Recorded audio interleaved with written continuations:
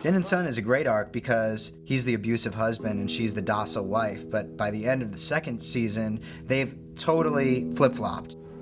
The whole truth was a challenge to break, but it was also really rewarding. I love Sun and Jin's characters, so it was great to, again, explore their backstories.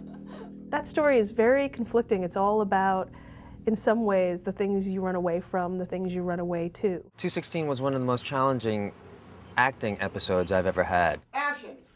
내가 어떻게 당신 같은 잘난 남자를 꼬셨겠어요?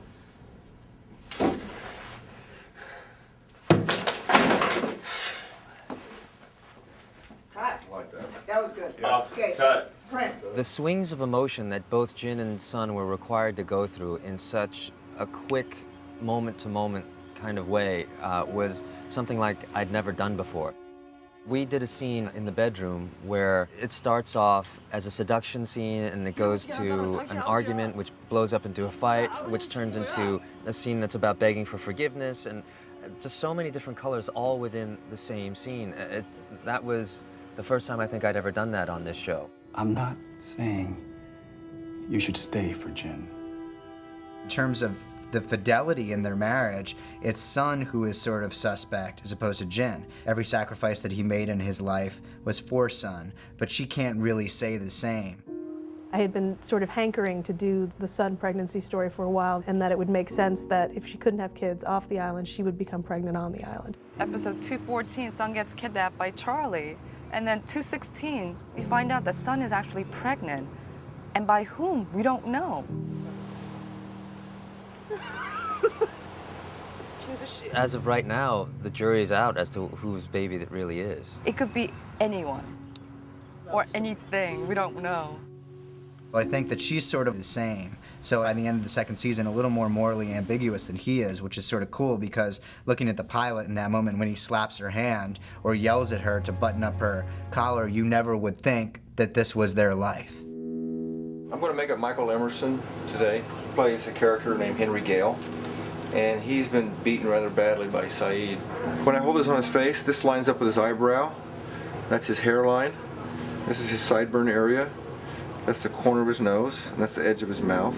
After I look at my horrible face in the mirror when he's done, then I forget the rest of the day that I look like that. So I'm going around, you know, chatting with people, having lunch, you know, acting like I look like a human being. And it's only when I catch myself in front of a mirror do I realize that I look like something out of a horror film. But if you have an actor you love and you put them in there, it's just like you get 100 times more story and just more charisma, and he's just a great actor and he's brought so much to that character. I mean, we're all just delighted with him.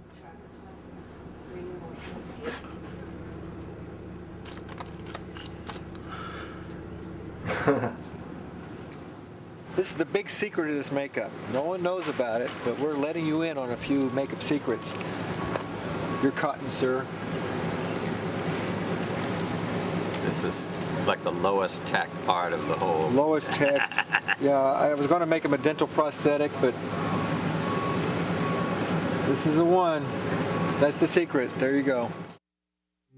It was great to have Ana Lucia, who's such a strong character, go in and actually interrogate Henry, because I think the viewers and all of us really wanted to know what the hell is up with these people. What do they want? Why is this guy here? You people have been looking for someone to punish for everything that's happened to you, someone to blame, and now you've got him.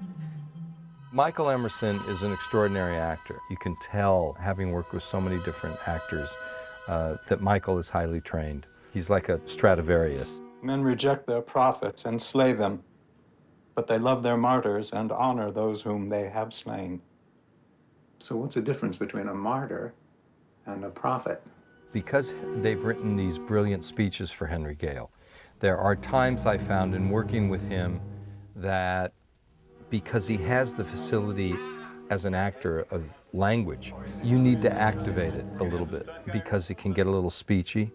Of course, if I was one of them, these people that you seem to think are your enemies, what would I do?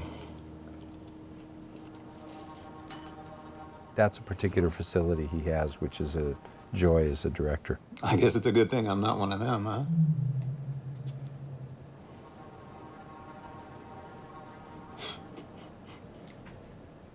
You guys got any milk?